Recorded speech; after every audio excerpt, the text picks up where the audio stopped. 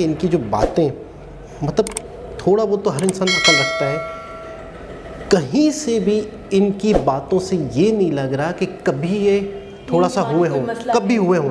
मतलब अब तो ये सही लग रहे हैं, 100% लग रहे हैं, लेकिन इनकी बातों से कहीं ऐसा भी नहीं लग रहा कि शायद इनके साथ कोई कभी मसला हुआ हो, कोई प्रॉब्लम रही हो।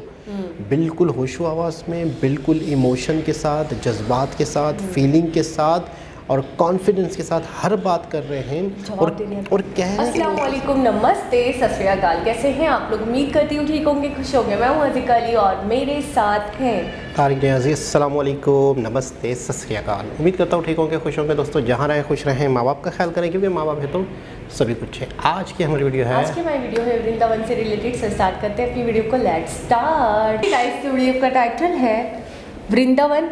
स्टार्ट करते हैं। मेरा पहला नाम तो जावेद है। अगर भूत चिपट जाए उसका तो इलाज है, पर नंद का पूत चिपट जाए उसका कोई इलाज नहीं है। अगर शाम आते ना तुम जिंदगी में, तो कुछ ना रखा था मेरी जिंदगी में। राधे राधे, मैं हूँ सौरभ।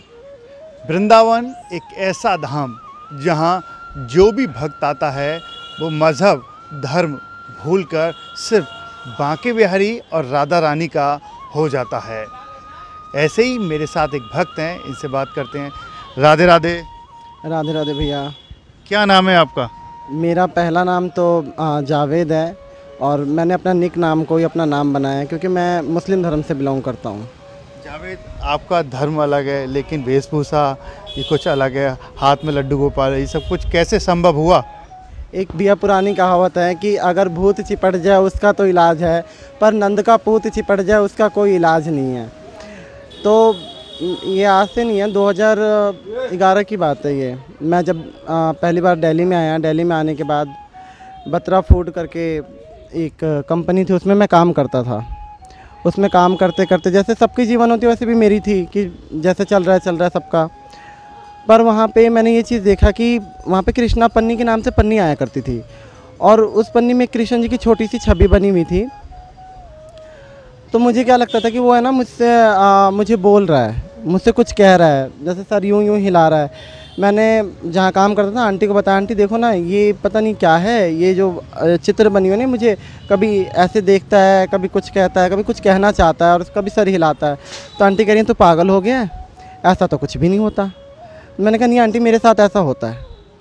तो उन्होंने कहा कि नहीं ऐसा तो नहीं होता, हमारे साथ तो देखे ऐसे कि वैसे। मैंने कहा नहीं आंटी, आप चले जाओगे ना तो फिर ये सर हिलाएगा, फिर ऐसे करेगा।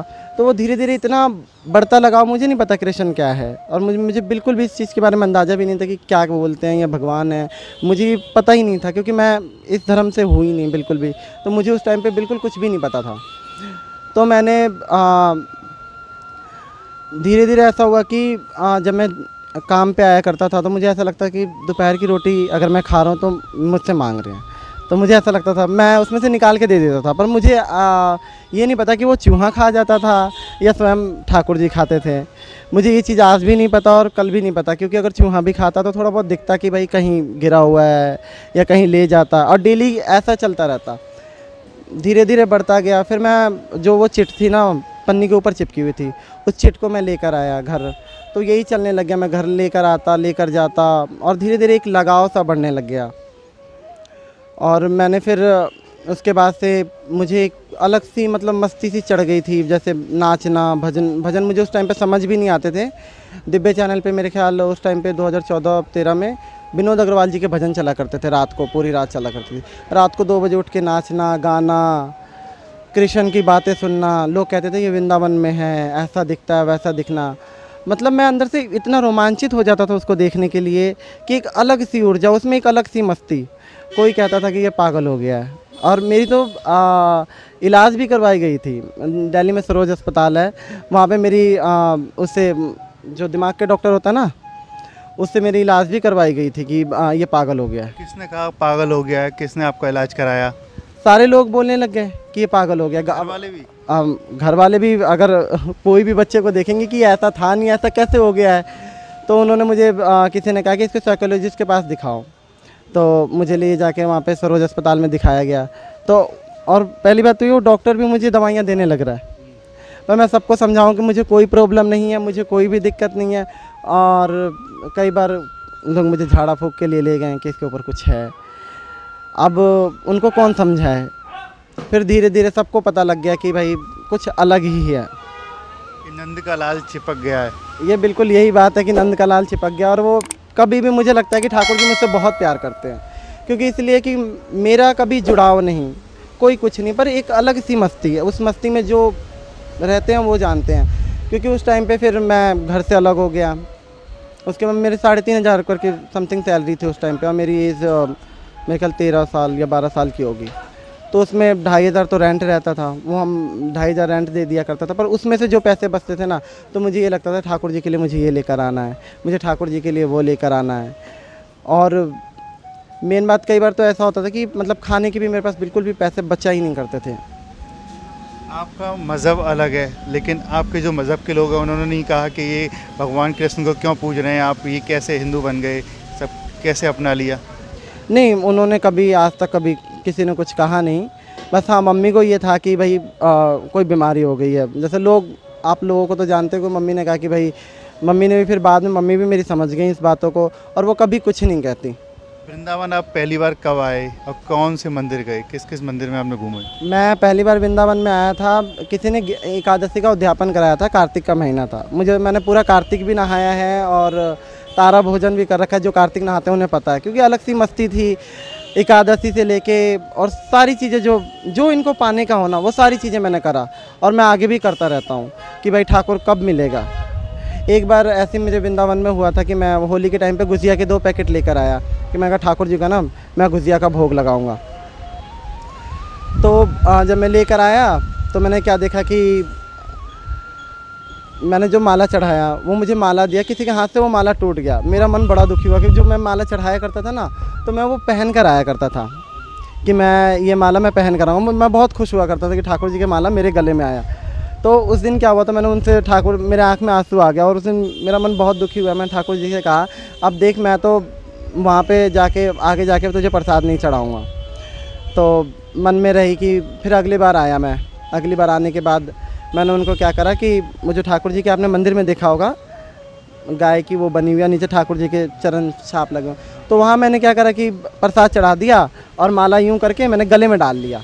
तो मन में एक सवाल कि पता नहीं भोग लगा कि नहीं लगा, और उन्होंने मुझे पता नहीं, मन में एक उलझन सी लगी रही। मैं निकलने के बाद सामने जो पेड़े वाला है ना, तो मैंने जूते रख रखे, तो मैं जूता पहनने लग गया। तो वहाँ से एक छोटा सा बच्चा आया, मेरे को बोला, भैया राधे राधे लगा दो। मैंने कहा, देख भाई, मेरे पास है ना खुले पैसे नहीं है, तू मेरे पीछे पड़ जाएगा, तू रहने दे, तू मत लगा। वह कह रहा, नहीं मैं लगा दूँगा आपको। मैंने कहा, देख भाई, पैसे नहीं है, मैं नहीं दूँगा। कह रहा, नहीं भैया, मैं नहीं लूँगा, आप लगवा लो। मैंने उससे टीका लगवाया। तो सामने जो मेरे साथ एक आदमी आया था, वो भी टीका लगवा रहे थे। तो वो कह रहा, भैया थैले में क्या है? मैंने कहा, ये तो प्रसाद है ठाकुर जी का, ये तो प्रसाद है ठाकुर जी का। तो उसने मेरे को बोला कि ये मुझे खिला दो, ये मुझे भैया इसमें से खिला दो। मैंने कहा, ले, हाथ में तू खा ले। कह रहा, नहीं भैया, मैं टीका लगा रहा हूँ, तुम अपने हाथों से मुझे खिला दो। तो जो मैंने उसको खिलाया है ना, और एक अलग सी बॉडी में करंट सी, ऊर्जा सी आती है, ये जिसके साथ बीती है ना, वही समझ सकता है कि ऐसी चीज़ें मेरे साथ हुई। मैं आज के उस टाइम से मेरे ख्याल 3-4 साल से ऊपर हो गया, कभी भी मैं भोग ऊपर नहीं लगाता, मैं वहीं लगाता हूँ। ये बताइए, आप नॉनवेज खाते थे या खाते हैं अभी भी? देखो भैया, मैं झूठ तो नहीं बोलूँगा कि मैं खाता था, मैं अंडे वगैरह सब कुछ खा रखे हैं। बट अब ऐसा, जब कहते हैं ना कि आदमी उस भक्ति के मार्ग पे आता है, तो धीरे धीरे वो चीज़ें अपने आप छूटने लग जाती हैं। मुझे अब आमलेट आसपास भी बनता है ना, तो ऐसा लगता है जैसे उल्टी हो जाएगी। सब छोड़ दिया आपने? हाँ, मेरा सब छूट गया, क्योंकि सिर्फ मुझे इसको पाना है। और मैं चाहता हूँ कि ये जो मस्ती है ना, ये मस्ती मुझे नहीं लगता कि कहीं और मिलेगी। आनंद, ऐसा आनंद, मस्ती। ये बताइए, ये आपने मस्तक पर क्या लगा रखा है और गले में क्या पहन रखा है? मैंने गले में तुलसी माला पहन रखा है और मस्तक पे तिलक लगा रखा है। ये किसने बताया कि गले में आपको ये तुलसी माला पहननी चाहिए, मस्तक पर ये चंदन लगाना चाहिए? मैं, किसी ने बताया तो नहीं मुझे, बट मुझे अच्छा लगता है ये सारी चीज़ें। मुझे ऐसा लगता है कि इस त्योहार में, और मुझे ठाकुर जी पसंद करते हैं। मैं पीले कपड़े ज़्यादा पसंद करता हूँ। मैं पीले कपड़े बहुत ज़्यादा हैं, क्योंकि मुझे उनको बहुत ज़्यादा पसंद आता है, मुझे ऐसा लगता है। और आप वृंदावन महीने में कितनी बार आते हैं, कहाँ कहाँ घूम जाते हैं दर्शन करने के लिए? मैं अगर वृंदावन में आता हूँ तो बांके बिहारी मंदिर तो मैं जाता हूँ, और जाने से पहले मैं कई तीर्थों पे गया हूँ। मैं ऐसी बात नहीं, मैं वृंदावन नहीं गया हूँ पर कई तीर्थों पे गया हूँ। सब जगह दर्शन करके ऐसा लगता है कि बस चलो। पर ये एक ऐसा तीर्थ है ना वृंदावन धाम कि बिहारी जी की ये 2 आँखें सिर्फ दिखती हैं, उसको लगता है कि थोड़े से और देख लूँ। मैं अभी मेरे साथ एक भाई होता, मैंने कहा थोड़ा सा चलना 1 चक्कर और देख लेता। अभी इतनी आज भीड़ थी, मैंने कहा नहीं भाई, मैंने थोड़ा सा ही दर्शन हुआ, इतनी भीड़ में मैं शाम को फिर दर्शन करूँगा, मैं फिर दर्शन करके जाऊँगा। ये आपके पास लड्डू गोपाल हैं, कैसे सेवा करते हैं, इनका क्या शेड्यूल होता है?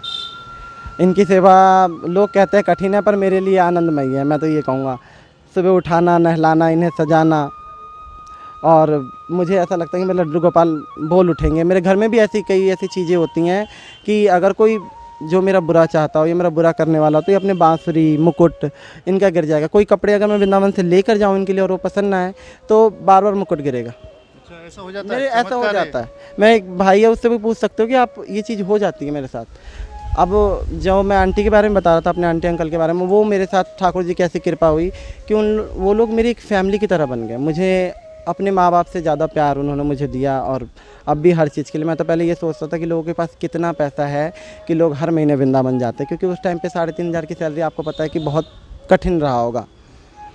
तो पहली बार वृंदावन आना भी बहुत मुश्किल था, क्योंकि बस का किराया 500 था, और मैंने अंकल से कहा अंकल मुझे एडवांस दे दो, मुझे वृंदावन जाना है।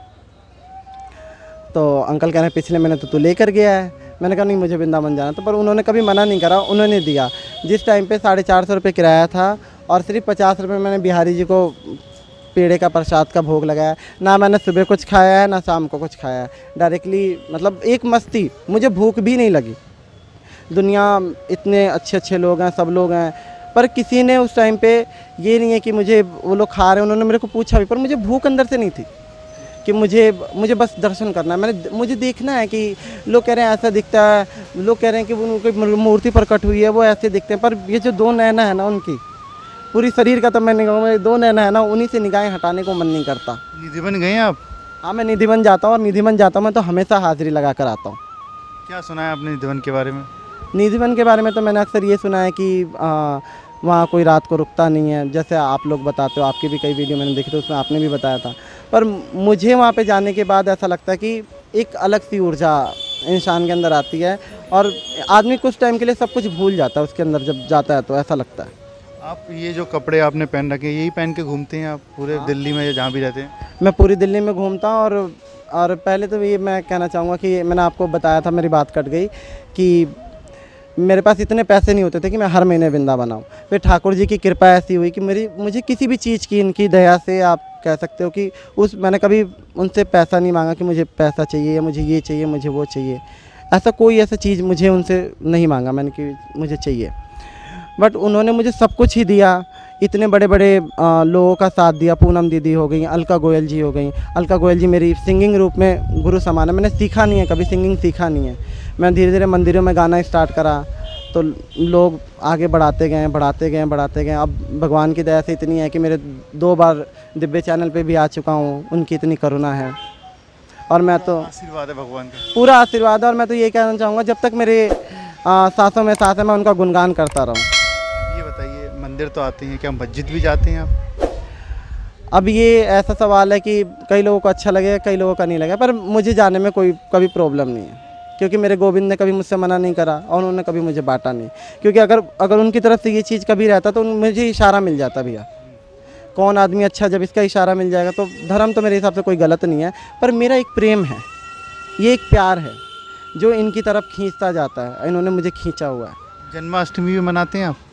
ऑब्वियसली, वो तो ऐसा लगता है कि सबसे बड़ा त्यौहार है हमारा। तो ईद भी मना लेते हैं, ऐसी कोई बात नहीं है। मैं ठाकुर जी, बस मेरे ऊपर वाले से भी यही दुआ रहती है कि कभी मुझे है ना गोविंद से दूर मत करना। मैं जो इनको चाहता हूँ और इनसे जो मेरा प्रेम है और जो इनकी नज़र मेरे ऊपर है ना, वो कभी भी मुझे नहीं लगता कि मेरे पास से हटनी चाहिए। जब आप वृंदावन दर्शन करने के लिए आते हैं, यहाँ पहला कदम रखते हैं, तो मन में क्या भाव होता है आपके? मन में भैया भाव तो कुछ भी नहीं होता, बस 2 आंखें देखने की एक ललक सी लगी रहती है कि मैं जाके है ना उनकी 2 आंखें देख लूँ। और अभी लॉकडाउन में इतना अंदर से मन बेचैन हो रहा था कि उनकी चौखट पे जाऊँ, जाके उनसे मिलूँ मैं। तो फिर लॉकडाउन पे आप नहीं आ पाए थे क्या? मैं नहीं आ पाया था, पर भगवान की दया थी, किसी ने ग्रुप बना रखा था व्हाट्सएप ग्रुप, उसमें उनके दर्शन आए। जब आप यहाँ वृंदावन नहीं आ पाते तो कैसा मन में होता है, क्या होता है? भैया मैं अभी की बात बताऊँ, आज की, तो अचानक से मैं अभी रात को बिल्कुल भी सोया नहीं हूँ, मुझे नींद ही नहीं आएगी कि मुझे ले चलो, मुझे ना वृंदावन जाना है, मुझे ले चलो, मुझे वहाँ जाना है। और एक अलग सी बेचैनी, कहीं दिल नहीं लगेगा, कुछ काम नहीं हो पाएगा मेरा। आप बताते हैं कि भजन से गाकर आप मंडली में जाते हैं, गाते हैं और थोड़ा बहुत दक्षिणा वगैरह पाते हैं, तो कोई भजन ऐसा याद है जो आप सुना सकें? हाँ, मैं 2 लाइनें गाऊंगा जो मेरे लिए हैं। अगर शाम आते ना तुम जिंदगी में, तो कुछ ना रखा था मेरी ज़िंदगी में, तो कुछ ना रखा था मेरी ज़िंदगी में, बदल ही गई मेरी दुनिया तभी से, जो नज़रे करम की मेरी ज़िंदगी में। धन्यवाद बात करने के लिए। आप बात करते करते हमसे भावुक भी हो गए, मैंने आपको देखा, और धन्यवाद। इसी तरीके से आप भगवान की सेवा पूजा करते रहें वृंदावन। आप यही मेरे लिए दुआ करना कि मेरी है ना कभी गोविंद से छूटे नहीं, और जितने भी लोग मुझे प्यार देते हैं, जो बुलाते हैं, जो उन्होंने कभी भेदभाव नहीं करा, उन लोगों का मैं दिल से धन्यवाद करूँगा, क्योंकि वो गोविंद के ही ऐसे भक्त हैं जिन्होंने कभी भेदभाव नहीं करा। ठाकुर जी ने कभी किसी चीज़ में भेदभाव नहीं करा, ना उन्होंने मुझे कभी ये देख के करा कि ये मुस्लिम है इससे प्यार ना करो, कभी ठाकुर जी ने भेदभाव करा ही नहीं।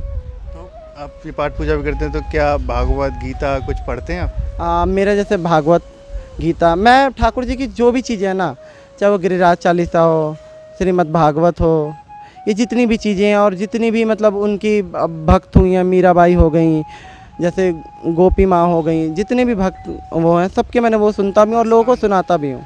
रस खान के बारे में सुना? रस खान जी के बारे में भी सुना, और मैं ऐसा, मुझे काफ़ी लोग कहते हैं, तो मैं कहता हूँ मैं ऐसा पहला नहीं हूँ। वो जब उसकी नज़रें हो ना जिसके ऊपर, उसको तो वो अपना बना ही लेता, चाहे वो कितना भी आदमी छुपता रहे। राधे राधे। देखिए, अब तक हमारे साथ रहे ये भक्त जिनका कहना है कि भगवान जिसको अपना बना लेते हैं तो वो अपनी सेवा पूजा खुद करा लेते हैं, चाहे मज़हब अलग हो, लेकिन मन में भाव हो, आस्था हो, तो सब कुछ पीछे छूट जाती है। ऐसे ही ये भक्त हैं जो आज भी यहाँ पर लड्डू गोपाल की सेवा करते हैं और वृंदावन दर्शन करने के लिए आ जाते हैं। इनका कहना है कि अगर ठाकुर जी बांके बिहारी जी से नैन ना मिले तो सब कुछ अधूरा रह जाता है। राधे राधे।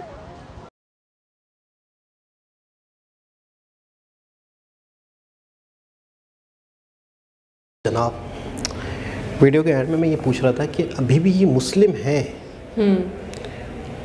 अभी भी ये मुस्लिम हैं, और मतलब ये है कि उसके बावजूद भी मतलब है कि उनका दिल, उनका ध्यान, और बाकायदा उन्हें ऐसा लगता है या ऐसा कुछ सीन है कि उन्हें खुद बुलावा आता है, बाकायदा उनकी कशिश उन्हें उस तरफ खींच के ले जाती है। मतलब मैं बहुत हैरान, आज की वीडियो से बहुत हैरान। अच्छा, हमने वृंदावन की बहुत सारी वीडियोस देखी है, नॉर्मल सी गपशप बातचीत हो रही होती है, ये बहुत हटकर थी, कमाल तो की। मैं ये कहूँगी वृंदावन की बहुत हैरत अंगेज वीडियो थी, और इसको इस तरीके से बता सकते हैं हम इन शॉर्ट कि ये थे मुस्लिम बेसिकली। अब मैं कह रही हूँ, ऐसा तो उन्होंने ये कहा कि है, अभी भी है शायद, ठाकुर जी की तरफ से कोई रोक नहीं है, यानी कि बड़ी गहरी बात है ये। हाँ, जब उनसे पूछा गया कि आप मस्जिद भी जाते हैं, तो उसमें उन्होंने कहा कि मुझे इशारे मिल जाते हैं, मतलब मैं अगर कुछ गलत करूँ या मैं अपने ट्रैक से हटूँ या मैं कुछ गलत कर रहा हूँ जो उनको नागवार गुजरे या जो उनको नापसंदीदा हो उनके लिए, तो मुझे चीज़ों के इशारे, जैसे उन्होंने बताया ये चीज़ गिर जाती है, वो चीज़ गिर जाती है, तो मुझे पता चल जाता है ये नापसंद, हाँ ये नापसंदीदा है इनके लिए। तो कह रहे हैं कभी मुझे ऐसा नहीं लगा कि ठाकुर जी की तरफ से कोई रोक है, यानी कि मैं आज़ाद हूँ, मैं कर सकता हूँ, लेकिन बात कुछ यूँ है कि मेरा दिल इनकी तरफ ज़्यादा खिंचता है। बिल्कुल ऐसा ही है, मेरे लिए सब कुछ यही है, मेरा टोटल कुल कायनात, मेरा महवर ये है। अच्छा, कितनी मासूमियत से बता रहे थे, मतलब बिल्कुल एक इनोसेंट शख्स ना हो। यानी मुझे ऐसा लग रहा है कि इनकी बातों से ऐसा लग रहा था कि शायद इन्होंने ज़िंदगी में शायद कोई गलत काम, कोई चीटिंग, कोई बेईमानी, कोई झूठ, मतलब बिल्कुल ये बेशक यंग थे, लेकिन ऐसा लग रहा था कि कोई 4 से 5 साल का बच्चा बातें कर रहा हो। यकीन करें इनके अंदर बहुत मासूमियत दिखी, बहुत मासूमियत थी। आपको पता है, वो ये कह रहे हैं कि जब मैं पहली बार, मुझे ऐसा फील हुआ था 13 साल का था मैं, तो आप देखिए तब 13 साल से लेकर एक बच्चे ने, और अब तक की लाइफ सिर्फ गोविंद जी के ही नाम करती हो, ठाकुर जी के ही नाम करती हो, जैसे वो बार बार। अच्छा, जाते जाते वीडियो में कह रहे हैं कि आप दुआ करना कि मेरा गोविंद से यही नाता बना रहे और उनकी नज़र ऐसे ही मुझ पे बनी रहे। कमाल। अच्छा, कह रहे हैं कि मैंने थोड़ा सा देखा, अब मैं शाम को दोबारा दर्शन करूंगा। मतलब मैं क्या चाहता हूं कि एक एक लम्हा, एक एक मिनट में उन्हें देखता रहूं, जितना देखता रहूं ये मेरी। अच्छा, 50 मरतबा इस वीडियो में उन्होंने ये कह दिया, मेरी 2 आँखें उनको देखना चाहिए, मेरी 2 आँखें उन पर रहें। जब ये आप किसी इंसान की अकीदत, किसी इंसान की मोहब्बत या प्यार का अंदाज़ा इस चीज़ से लगाए, हमारे लिए सबसे बड़ी चीज़ क्या है कि भूख। हमें खाना मिलना चाहिए हर कीमत पे। मैं खुद अपनी बात कहूँ, मैं अपनी प्रैक्टिस बाद में करूँगी, पहले मुझे लंच मिले, डिनर मिले, उसके बाद मुझे लगता है मेरे अंदर एनर्जी है तो मेरा मास्क पढ़ूंगी। अभी आपने कहा कि हमारी सबसे बड़ी जो मोहब्बत है वो भूख है। हाँ, ऐसे ही है। हमारे लिए सबसे बड़ी चीज़ जो है, हमारी सबसे बड़ी प्रायोरिटी है, मोहब्बत है, वो भूख है।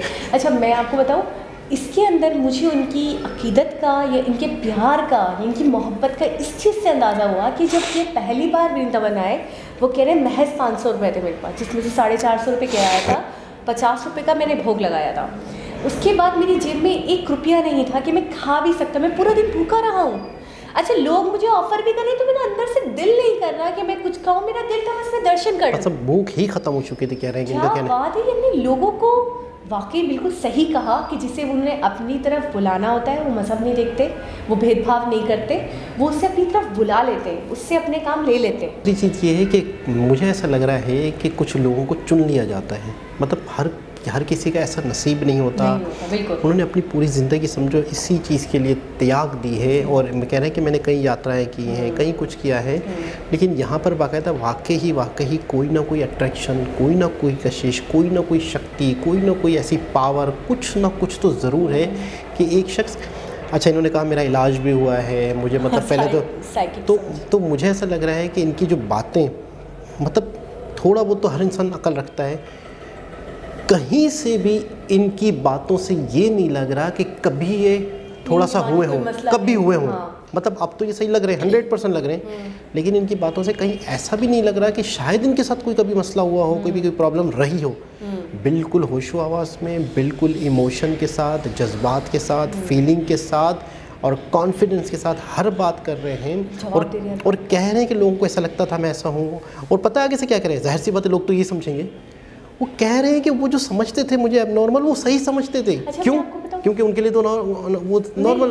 ये अगर ये इन्हीं की, मतलब जैसे कोई हिंदू इंसान ऐसा कर रहा होता, जैसे कृष्ण के लिए, ठाकुर जी के लिए, तो मुझे ऐसा लगता है वो उनको नॉर्मल लगता है, या वो बोलते बहुत ज़्यादा ही ये मुत्तकी हो गया, जैसे हम कहते हैं बहुत ज़्यादा ही रिलीजियस हो गया, स्पिरिचुअल हो गया, इसलिए ज़्यादा ही कर रहा है। लेकिन इनके केस इसलिए भी डिफरेंट था, लोगों को इसलिए ये थोड़े से पागल लगा कि दिमाग इनका हिल गया है, क्योंकि ये एक अलग कम्युनिटी से थे। और उसके बावजूद इनका इतना रुझान, इतना इंटरेस्ट, इनकी इतनी अट्रैक्शन देखकर लोगों को लगा कि शायद इसका दिमाग उलट गया है, ये बहकी बातें कर रहा है। लेकिन वो पीछे क्या मसला था वो किसी को नहीं दिखा। वो अच्छा कह भी रहे हैं, मेरी माँ को भी नहीं समझ में आ रहा था, वो समझ रही थी मुझे कोई बीमारी हो गई है, मेरे साथ कोई मसला हो गया, लेकिन वक्त के साथ साथ अब वो समझ गई हैं कि क्या है। मतलब मैं सिर्फ इस बात से कहूँगा कि उनसे ज़्यादा समझदार ये इसलिए थी कि अगर वो गलत समझ रहे थे तो उनकी फीलिंग भी ये समझ रहे हैं कि वो कह रहे हैं कि यार कोई भी होगा तो समझेगा, मुझे झाड़ पोछ भी करवाई, मुझे उतारे भी करवाए, मुझे इलाज भी करवाया। लेकिन बहुत ज़बरदस्त लगा इनसे इनकी बातें सुन के, बहुत इमोशनल, बहुत क्यूट, बहुत ही मासूम, बहुत इनोसेंट लगे ये, और बहुत अच्छा लगा इनकी ये बातें सुन के। वाकई कोई शक्ति है, वाकई कोई ऐसी हस्ती है जो वाकई किसी को भी चुन लेती है। ये वो लोग होते हैं कि जो ये लोग उनसे प्यार करते हैं, बल्कि कुछ लोग इनसे प्यार कर लेते हैं। अच्छा, वो वाली बात कितनी अपने आप में हैरान कुन थी ना। बहुत सारे लोग ऐसे होते हैं जो नास्तिक होते हैं, जो नहीं मानते हैं, कुछ आस्तिक होते हैं, कुछ नास्तिक होते हैं। तो मुझे तो लगता है उनको इस तरीके की वीडियोस दिखानी चाहिए, जो ईश्वर पे, जो अल्लाह पे भरोसा नहीं करते, या वो ये कहते हैं वो है ही नहीं, नाउज़ुबिल्लाह, तो वो इन बातों का वो क्या जवाब देंगे? इसको कैसे वो, मतलब मैं ये कहूँगी, इसको किस तरीके से ब्रीफ किया जाएगा, इसको कैसे वो जज करेंगे, या इसको किस तरीके से वो देखेंगे कि ये शक्ति जो है, जो एक बंदे को अपनी तरफ खींच रही है, क्या वो कोई शक्ति नहीं है? आपके तो कोई पावर नहीं है, कोई ईश्वर नहीं है, कोई अल्लाह नहीं है। जब तिलक वाली बात उन्होंने बताई, मैं हैरान हो गई हूँ। भोग चढ़ाने वाली जब वो तिलक वो लगवा रहे, तो उन्होंने बोला भी आप ले लो, तो वो कह रहे नहीं आप मुझे खिलाओ, क्योंकि ये कहते मुझे कहीं ना कहीं डाउट था दिल में कि यार पता नहीं भोग लगा या नहीं लगा, एक्सेप्ट हुआ नहीं हुआ। जैसे हम कहते हैं ना, यार हमने फातिहा करवाई, एक्सेप्ट हुई नहीं हुई, तो ये सोच रहे कि भोग लगा। थोड़ी नाराज़गी भी थी क्योंकि वो माला की वजह से थोड़े से वो हो गए थे। तो वाकई उन्होंने प्रूफ दिया इस बात का कि हो गया एक्सेप्ट। बिल्कुल, यानी मैंने खाया। बहुत बड़ी बात, ये अपने आप में बहुत बड़ी बात। और 1 2 3 नहीं, कई प्रूव इन्होंने दिए कि वाकई उनके साथ कोई ना कोई जुड़े हुए हैं। तो बहुत ज़बरदस्त, बहुत अमेजिंग। दोबारा किसी और मेरे हिसाब से मुलाकात होगी, जब तक के लिए अल्लाह हाफ़िज़।